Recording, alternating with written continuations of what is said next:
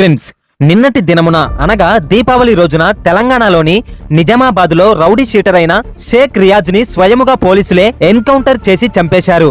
అసలు ఈ రియాజ్ పై ఎందుకు కాల్పులు జరపవలసి వచ్చింది అంటే, ఈ రియాజ్ పై నిజామాబాద్ జిల్లాలో ఏకంగా 37 నేరారోపణ కేసులు ఉన్నాయి.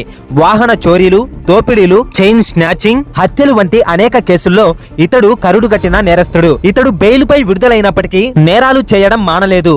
దీనితో శుక్రవారం నాడు ప్రమోద్ అనే కానిస్టేబుల్ కి సమాచారం అందడంతో తన మేనల్లుడితో పాటు వెళ్లి ఈ రౌడీ షీటర్ ని అరెస్ట్ చేసి తన బైక్ పై మధ్యలో కూర్చోబెట్టి పోలీస్ స్టేషన్ కి తీసుకొని వెళ్తుండగా ఆ రౌడీ షీటర్ తన దగ్గర ఉన్న కత్తితో కానిస్టేబుల్ గుండెపై పొడిచి చంపేశాడు. అంతేకాకుండా కానిస్టేబుల్ అల్లుడిని మరియు అంతలోనే అక్కడికి చేరుకున్న ఎస్ఐ విఠల్ ని కూడా కత్తితో గాయపరిచి పారిపోయాడు.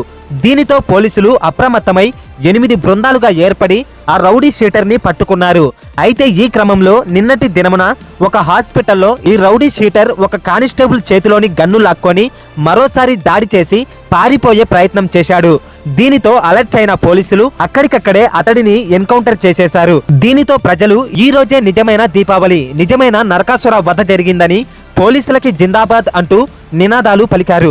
ఈ సంఘటనపై మీ అభిప్రాయాన్ని కామెంట్ చేయండి, లైక్ చేసి ఫాలో అయిపోండి.